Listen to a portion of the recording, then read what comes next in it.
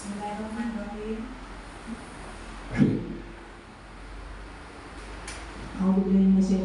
Bismillahirrahmanirrahim. Assalamualaikum warahmatullahi wabarakatuh. Waalaikumsalam warahmatullahi wabarakatuh. Yang terhormat Ibu Kepala Sekolah SD Negeri Tirtoyoso selaku mentor pada acara ini. Kemudian yang terhormat Bapak Ibu Guru SD Negeri Tirtoyoso yang sedang berbahagia. Yang pertama, mari kita panjatkan puji syukur kehadirat Allah SWT yang telah memberikan kita kesehatan sehingga kita bisa hadir di sini dalam acara seminar hasil laporan orientasi pengenalan nilai dan etika pada instansi pemerintahan bagi P3K rekan kita Bapak Mas Puri Sarjana Agama. Sebelum kita mulai, ada baiknya saya bacakan terlebih dahulu susunan acara hari ini. 1. Pembukaan. Yang kedua, paparan seminar. Yang ketiga, tanggapan dan tanya jawab. Yang keempat adalah penutup. Bapak dan Ibu rekan-rekan sekalian, acara yang pertama adalah pembukaan. Marilah acara hari ini kita buka dengan bacaan basmalah bersama-sama. Bismillahirrahmanirrahim. Selanjutnya, acara yang kedua, inti acara hari ini yaitu paparan materi seminar. Kepada Bapak Mas Puri Sarjana Agama dipersilakan.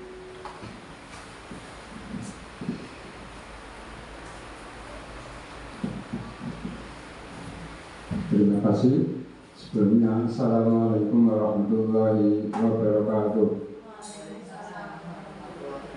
Yang kami hormati Ibu Leli Maria selaku Kepala Sekolah SD Tirtoyoso, yang kami hormati Bapak Ibu Guru. Pada kesempatan pagi hari ini kami akan melaporkan apa yang telah menjadi kegiatan kami selama hampir 1 bulan, yakni laporan orientasi pengenalan nilai dan etika pada instansi pemerintah bagi PPPK Dinas Pendidikan Pemerintahan Kota Surakarta. Dalam hal ini kami mengambil tema ataupun judul adalah metode pembiasaan sebagai sarana meningkatkan ibadah sholat dalam mata pelajaran pendidikan agama Islam di SD Tirtoyoso.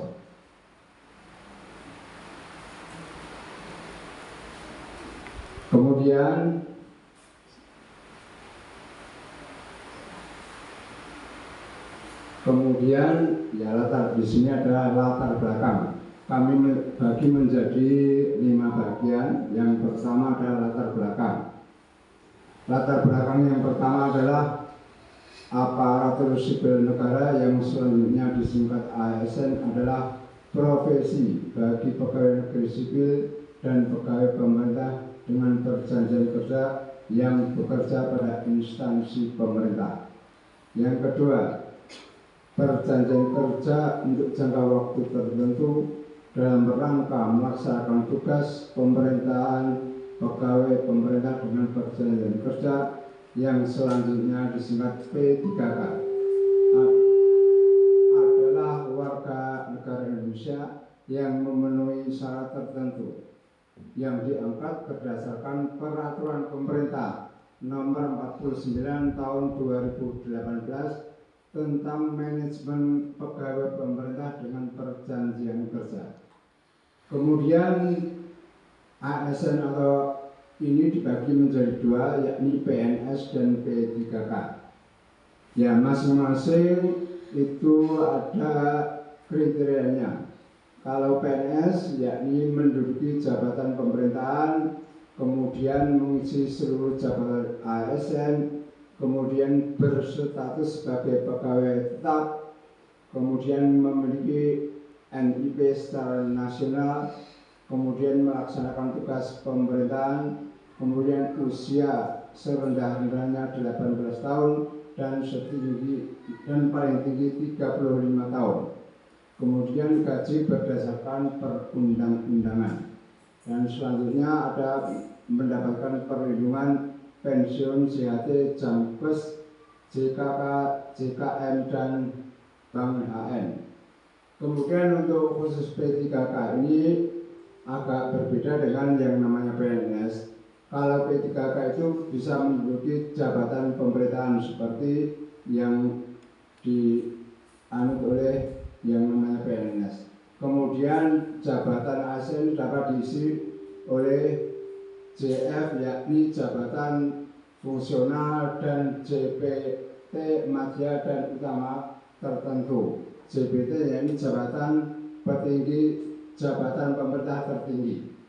Kemudian yang ketiga diangkat dengan perjanjian sesuai dengan kebutuhan instansi. Kemudian yang keempat memiliki NIP secara nasional seperti PNS. Kemudian melaksanakan tugas pemerintahan juga seperti PNS. Kemudian usia paling rendah untuk diangkat menjadi P3K 20 tahun dan paling tinggi setahun sebelum batas usia selesai atau usia jabatan. Jadi yang membedakan antara pengangkatan PNS dan P3K, kalau PNS itu minimal 18 tahun, kalau P3K 20 tahun. Kemudian kalau PNS itu diangkat paling tinggi nilainya, paling tinggi umurnya 35 tahun, kalau P3K setahun sebelum batas usia kerja. Kemudian masa kerja, kalau bahasa kerja seperti yang kita katakan tadi, bahwasanya masa kerja P3K itu paling singkat setahun sesuai dengan perjanjian kerjanya. Kemudian gaji sama berdasarkan perundang-undangan, juga mendapatkan perlindungan JHT, Jamkes, JKK, JKM, dan Bank HM seperti PNS. Kemudian maksud dan tujuannya. Maksud kegiatan orientasi ini adalah guru profesional P3K tahun 2023 yang dimaksudkan adalah membekali peserta dengan pengetahuan, sikap, dan perilaku tentang nilai dan kode etik pada instansi pemerintah dalam mendukung pelaksanaan tugas jabatannya dalam mencapai visi dan misi organisasi. Kemudian tujuannya adalah satu adalah pengenalan tugas dan fungsi ASN. Kemudian pengenalan nilai dan etika pada instansi pemerintah. Kemudian yang ketiga, pemahaman dan penyediaan informasi pada P3K yang baru diangkat. Kemudian yang keempat, yakni diharapkan dapat mengaktualisasikan nilai dasar ASN yang berakhlak serta dapat melaksanakan tugas yang menjadi kewajibannya dalam melaksanakan program pemerintah di unit kerjanya. Selanjutnya, waktu dan tempat orientasi. Waktunya adalah waktu orientasi pemerintah, pegawai pemerintahan dengan perjalanan kerja di lingkungan pemerintah Kota Surakarta yang diselenggarakan oleh BKPSDM pada tanggal 3 September sampai 30 September 2024 untuk angkatan yang pertama. Kemudian tempat pelaksanaan orientasi P3K adalah di UPD SDN Tirtoyasa, yakni Jalan Gilingan nomor 1, Kelurahan Gilingan, Kecamatan Banjarsari, Kota Surakarta. Kemudian visi dan misi. Visi Kota Surakarta adalah mewujudkan Surakarta sebagai kota budaya yang modern, tangguh, gesit, kreatif, dan sejahtera.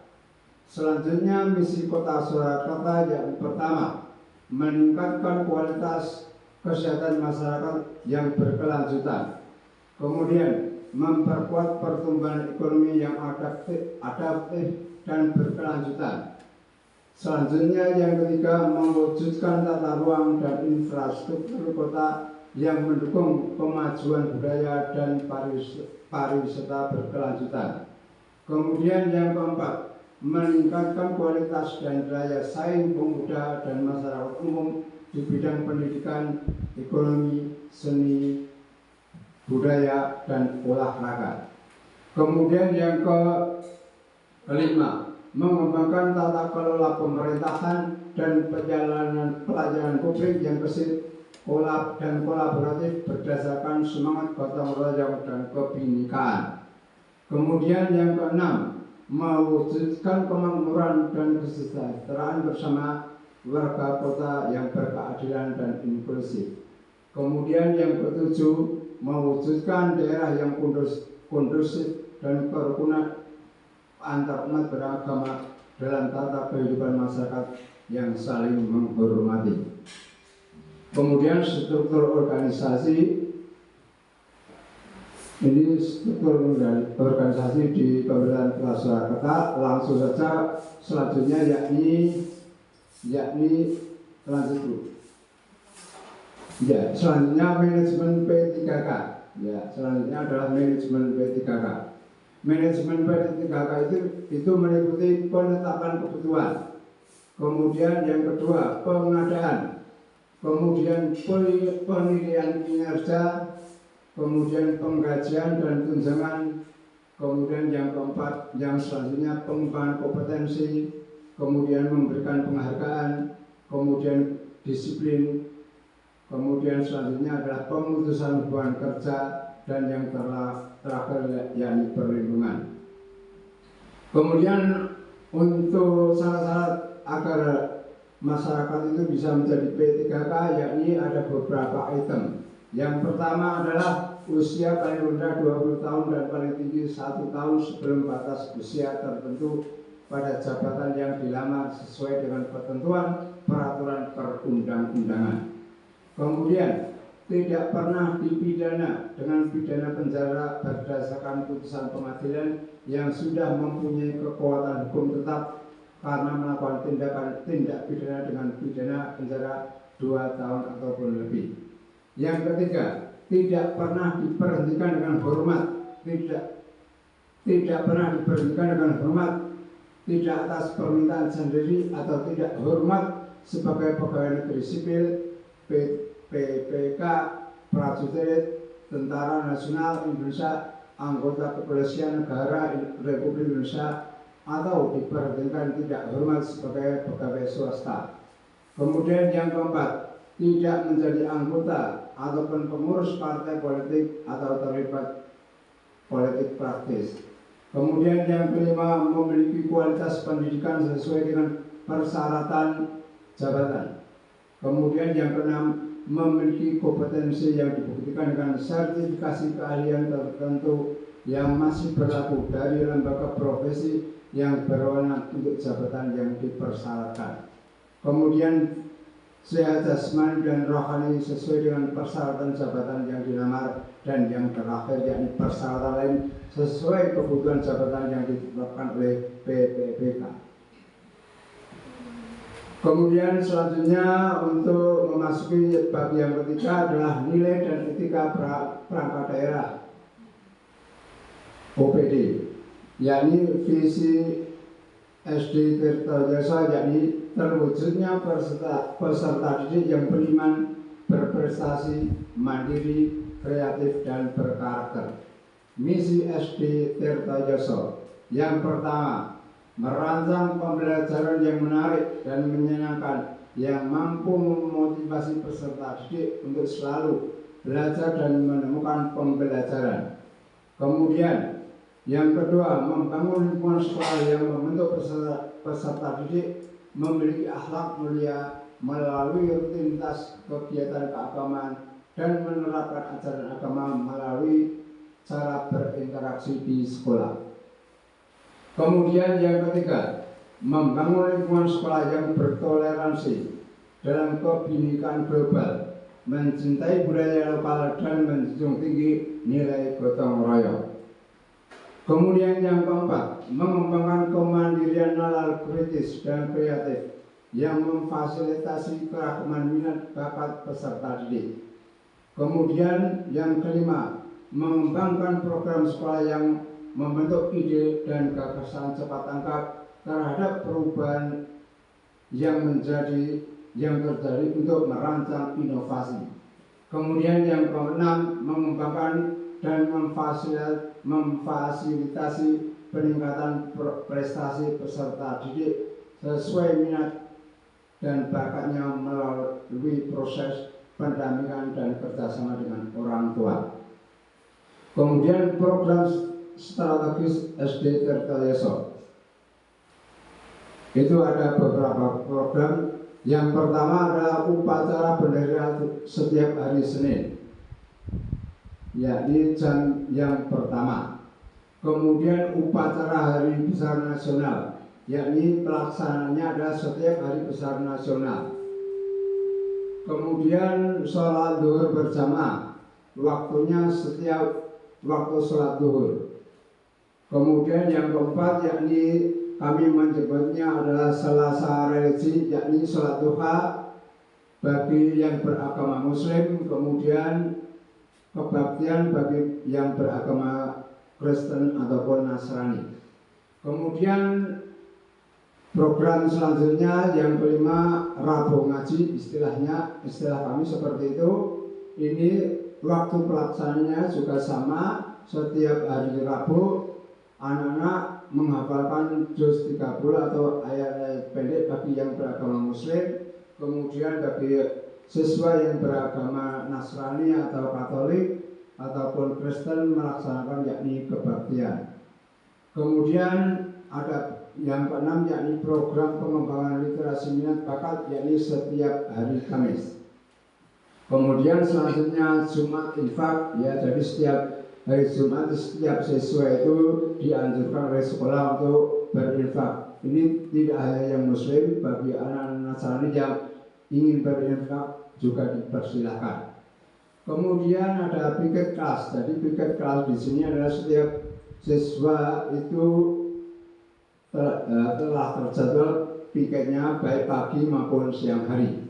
Kemudian ada program Jumat Jihad, yakni setiap hari Jumat jam pertama.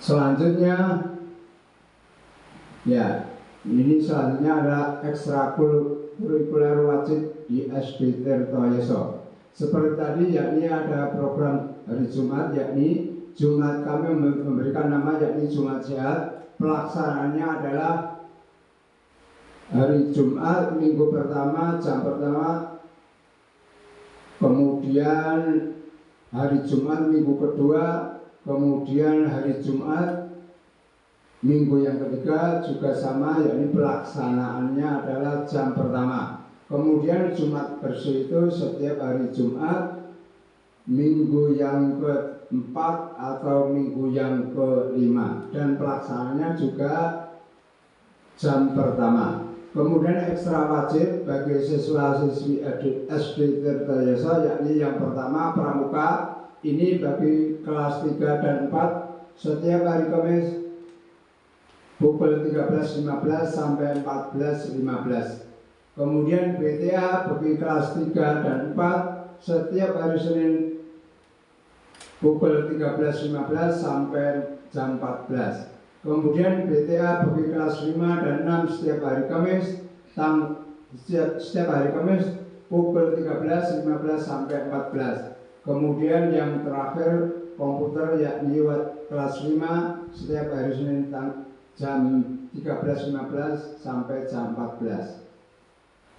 Di sini adalah struktur organisasi SD Tirtoyoso. Yang pertama, yakni Ibu Leli Maria selaku kepala sekolah, di sini mengkoordinir seluruh guru dan karyawan serta penjaga sekolah, dikoordinir oleh satu orang yakni Ibu kepala sekolah. Yang pertama untuk guru kelas 1 yakni Ibu Sri Lestari, kemudian untuk kelas 2 guru kelas 2 yakni Ibu Aironi Dwi Jayanti SSI, kemudian guru kelas 3 yakni Ibu Lutfia Rahmawati SPD, kemudian guru kelas 4 yakni Ibu Endang Dwi Rukmini SE, selanjutnya Ibu Anita Anggraini SPD guru kelas 5, kemudian untuk guru kelas 6 yakni Ibu Tia Ayu Purbani SPD. Selanjutnya untuk guru penjaskes yakni Bapak Jumanto SPD, kemudian guru agama kami sendiri Mas Kuri SAG, kemudian guru bahasa Inggris yakni Ibu Zulfa Nur Imani SPD, kemudian untuk staf administrasi yakni Ibu Novena Metape SPD, kemudian untuk penjaga sekolah yakni Bapak Jumriyanto. Kesemuanya ini dikoordinir oleh oleh Ibu Kepala Sekolah. Kemudian tugas pokok PPPK di OPD SD Tirtoyoso, yakni yang pertama tugas kita sebagai P3K yakni yang pertama membuat perangkat pembelajaran, yang kedua melaksanakan kegiatan pembelajaran, yang ketiga melaksanakan kegiatan penilaian proses belajar, ulangan harian, ulangan umum, dan ujian akhir. Kemudian yang keempat, melaksanakan analisis hasil ulangan harian. Kemudian yang kelima, menyusun dan melaksanakan program perbaikan dan pengayakan. Keenam, mengisi daftar nilai peserta didik. Selanjutnya, membuat alat pembelajaran ataupun alat peraga. Kemudian yang ke-8 yakni menumbuh kembangkan sikap menghargai karya seni. Kemudian ke-9 mengikuti kegiatan pengembangan dan pemasyarakatan kurikulum. Kemudian ke-10 melaksanakan tugas tertentu di sekolah. Yang ke-11 membuat catatan tentang kemajuan hasil belajar. Yang ke-12 mengisi dan meneliti daftar hadir peserta didik sebelum memulai pelajaran. Istilah yang kita sebut sehari-hari yakni Bapak Ibu guru mengabsen peserta didiknya. Kemudian mengatur kebersihan ruang kelas dan praktikum. Kemudian yang ke-14 mengadakan pengembangan program pengajaran yang menjadi tanggung jawabnya. Kemudian fungsi PPPK di OPD SD Tirtoyoso, yakni yang pertama adalah fungsi instruksional, yakni mengajar, yakni selanjutnya membuat perencanaan terkait program pengajaran, melaksanakan program yang telah disusun, dan membuat penilaian setelah melaksanakan program tersebut. Kemudian fungsi yang kedua yakni fungsi educational, yakni pendidik, yakni mengarahkan peserta didik untuk memiliki kepribadian yang baik dan mulia. Kemudian fungsi manajerial yakni sebagai manajer yang bertanggung jawab atas lingkungan kelasnya. Kemudian bab yang terakhir yakni rencana kerja P3K di SD Tirtoyoso. Unit kerjanya SD Tirtoyoso. Jabatan di sini kami adalah guru agama. Kemudian rencana hasil kerja pimpinan atau hasil kerja pimpinan yakni mewujudkan pencapaian visi dan program pengembangan sekolah dalam rangka meningkatkan kemampuan praktek ibadah dalam mapel pendidikan agama Islam. Kemudian identifikasi isu. Masih banyak kesalahan. Yang pertama, masih banyak kesalahan dalam praktek ibadah, utamanya sholat bagi para peserta didik. Kemudian yang kedua, kurangnya keaktifan peserta didik dalam melaksanakan kewajibannya, yakni sholat. Kemudian yang ketiga, kurang pahamnya peserta didik pada makna nilai setiap kegiatan ibadah, utamanya sholat tadi. Kemudian isu yang kami angkat yakni kurangnya keaktifan peserta didik dalam ibadah sholat. Kemudian gagasan yang diangkat yakni metode pembiasaan sebagai sarana peningkatan ibadah sholat dalam mata pelajaran pendidikan agama di SD Tirtoyoso. Kemudian selanjutnya yakni menyusun kegiatan praktik peserta didik ya. Jadi setelah tadi kita membuat rencana kerja, kami jadi menjadi 5 kegiatan. Yang pertama yakni menyusun jadwal kegiatan praktek peserta didik. Kemudian tahapan kegiatannya yakni melakukan konsultasi dengan mentor terkait, menyusun jadwal kegiatan praktek pada peserta didik. Kemudian yang kedua, setelah itu mengkomunikasikan kepada Bapak Ibu Guru tentang adanya jadwal kegiatan praktek ibadah para peserta didik. Dan yang ketiga, tahapan yang ketiga yakni menyusun jadwal. Kemudian outputnya adalah yang pertama itu adanya masukan atau saran dari mentor tentang penyusunan jadwal kegiatan praktek ibadah, kemudian tersedianya jadwal dan tersedianya jadwal pula. Kemudian yang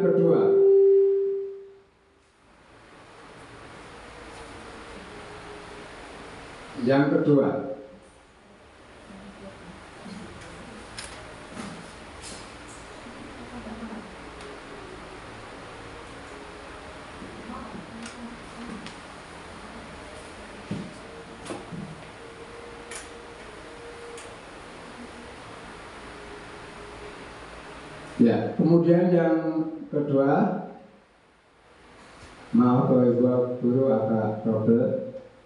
Yang kedua yakni pembinaan peserta didik terkait praktek ibadah. Tahapan kegiatan. Yang pertama melakukan konsultasi dengan mentor terkait, menyusun jadwal kegiatan praktek ibadah peserta didik. Kemudian yang kedua, menyampaikan informasi akan pentingnya praktek ibadah peserta didik. Kemudian yang ketiga, pembinaan kepada peserta didik terkait dengan praktek ibadah. Kemudian yang keempat, menentukan petugas pelaksanaan praktek ibadah peserta didik. Kemudian outputnya yang pertama itu adanya masukan atau saran dari mentor tentang penyusunan jadwal kegiatan praktek. Kemudian output selanjutnya yakni tersedianya jadwal. Kemudian output selanjutnya yakni penugasan belajar berupa laporan kegiatan ibadah di rumah. Kemudian output selanjutnya yakni tersedianya jadwal. Kemudian yang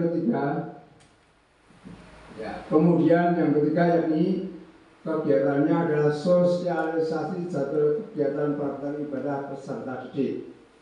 Tahapan kegiatan yang pertama, melakukan konsolidasi dengan mentor terkait, menyusun jadwal kegiatan praktek ibadah peserta didik. Kemudian yang kedua, pemberian jadwal praktek ibadah kepada wali kelas. Kemudian adanya himbauan dari guru WA untuk giat melaksanakan praktek ibadah baik di rumah maupun di sekolah. Kemudian outputnya hasilnya adalah adanya masukan atau saran dari mentor terkait tentang penyusunan jadwal kegiatan praktek ibadah, kemudian tersedianya jadwal. Kemudian yang keempat, pelaksanaan dan penguasaan kegiatan praktek ibadah peserta didik. Tahapan kegiatan, melakukan konsultasi dengan mentor terkait, kemudian menyusun jadwal kegiatan praktek ibadah peserta didik. Kemudian melaksanakan praktek ibadah sesuai jadwal, kemudian melaksanakan pengawasan kegiatan praktek ibadah peserta didik. Kemudian tahapan yang kelima yakni evaluasi pelaksanaan kegiatan ibadah peserta didik. Yang pertama adalah tahapan kegiatan yakni memberikan nilai atas tugas laporan yang telah dibuat oleh peserta didik. Kemudian penugasan praktek ibadah dan masing-masing outputnya tersedianya buku nilai. Dari kelima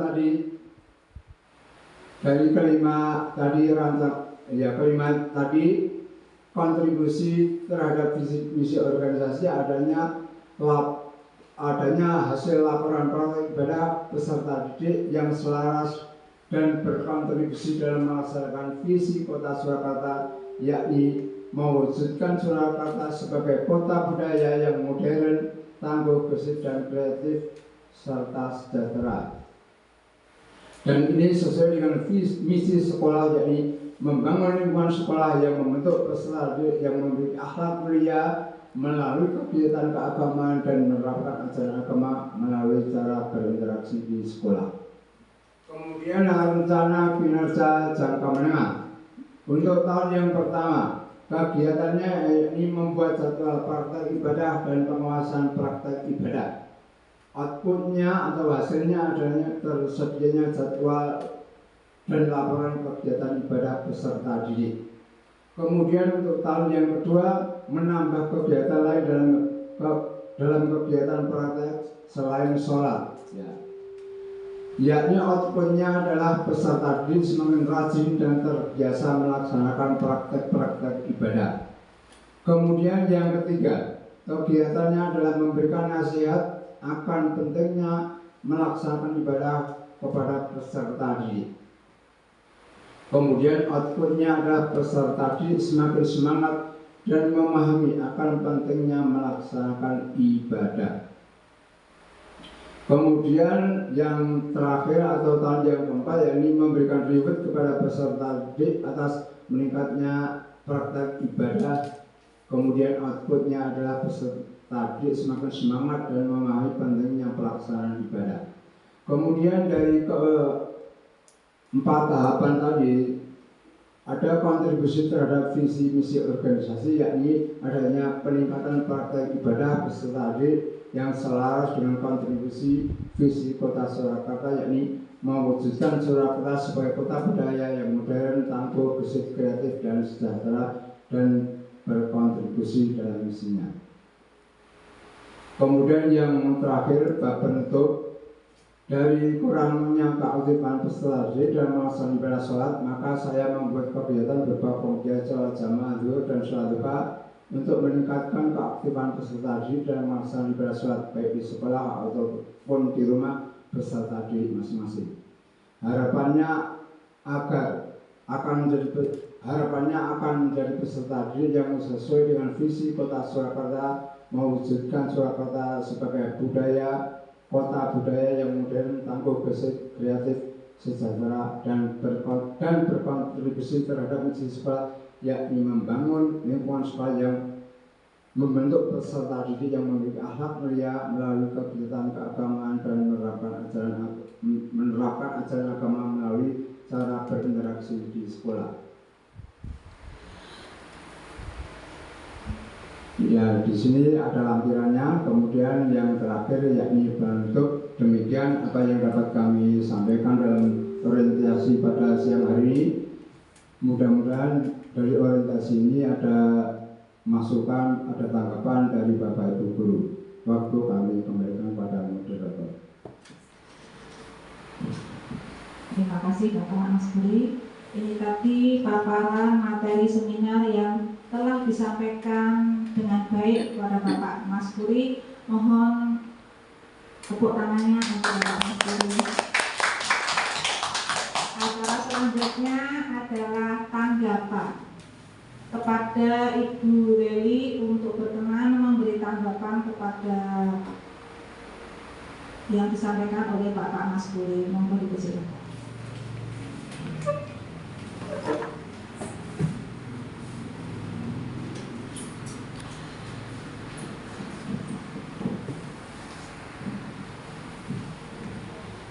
Assalamualaikum warahmatullahi wabarakatuh. Terima kasih kepada Bapak Mas Buri yang telah menyampaikan materi untuk seminar pada pagi sampai siang hari ini. Kita berikan aplaus dulu kembali kepada Pak Mas Buri. Materi yang diambil oleh Pak Mas Buri adalah mengenai pembiasaan yang dilakukan di sekolah untuk meningkatkan ibadah sholat bagi anak-anak kita, dan itu juga sesuai dengan apa yang telah kita laksanakan di sekolah kita, yaitu di SD Negeri Tirtoyoso, yaitu berbagai pembiasaan-pembiasaan yang telah dilakukan kaitannya dengan pembiasaan ibadah dan pembiasaan-pembiasaan yang lainnya. Dan saya harapkan pembiasaan itu bukan hanya bisa memberikan dampak pada saat anak berada di sekolah, tetapi pembiasaan itu juga memberikan dampak yang signifikan pada saat anak juga berada di rumah, sehingga bisa meningkatkan ibadah anak-anak, utamanya untuk yang beragama Islam itu ibadah sholatnya akan lebih baik selain di sekolah juga di rumah. Walaupun kalau di sekolah itu masih ada kontrol dari bapak ibu guru, tetapi saya harapkan juga untuk di rumah kita bisa bekerja sama dengan orang tua, memberikan kontrol pada anak-anak kita sehingga apa yang kita harapkan itu bisa tercapai. Kemudian untuk Pak Mas Guri, saya berharap kegiatan orientasi pengenalan fungsi dan tugas ASN serta nilai etika pada instansi pemerintah ini akan memberikan peningkatan kemampuan, kemudian peningkatan pelaksanaan tugas yang akan lebih baik lagi di masa sekarang juga di masa yang akan datang, sehingga hal itu akan memberikan dampak yang baik bagi kita khususnya dan juga bagi pemerintah Kota Surakarta pada umumnya. Terima kasih, demikian yang sedikit bisa saya sampaikan. Apabila ada kata yang kurang berkenan, saya mohon maaf. Billahi taufiq wal hidayah. Wassalamualaikum warahmatullahi wabarakatuh.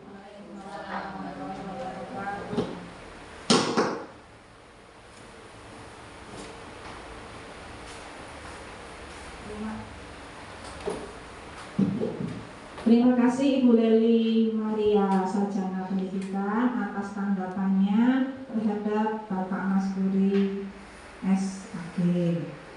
Bagaimana Bapak Mas Guri? Apakah ada tambahan untuk tanggapan dari Ibu Leli?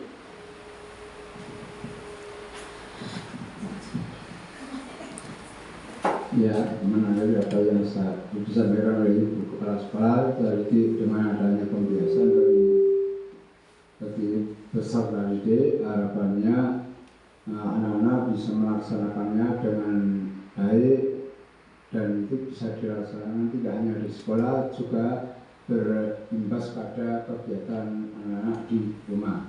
Itu harapan kita semua, dan kami harapkan juga kepada Bapak Ibu guru bisa mendampingi para peserta didiknya dalam melaksanakan pembiasaan tadi agar siswa kita itu bisa terkontrol, jadi tidak kemana-mana, langsung kegiatan pelaksanaan sholat setelah itu selesai kemudian langsung kembali ke kelas tanpa adanya ya siswa-siswi yang mundar-mandir kesana kemari. Jadi harapan kita adalah Bapak Ibu guru bisa mendampingi para peserta didiknya.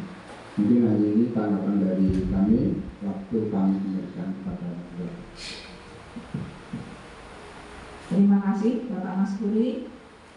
Kemudian kepada Bapak Ibu guru yang hadir, apakah ada pertanyaan atau tanggapan terhadap Bapak Mas Guri?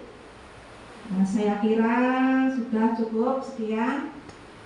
Terima kasih Bapak Ibu guru sudah menghadiri acara seminar laporan orientasi pengenalan nilai dan etika pada instansi pemerintah KBP 3K telah selesai. Mari kita tutup dengan bacaan hamdalah bersama-sama. Alhamdulillahirabbil alamin. Atas nama pribadi, apabila ada kata-kata yang kurang berkenan dalam membawakan acara ini, saya mohon maaf sebesar-besarnya. Billahi taufiq wal hidayah. Wassalamualaikum warahmatullahi wabarakatuh.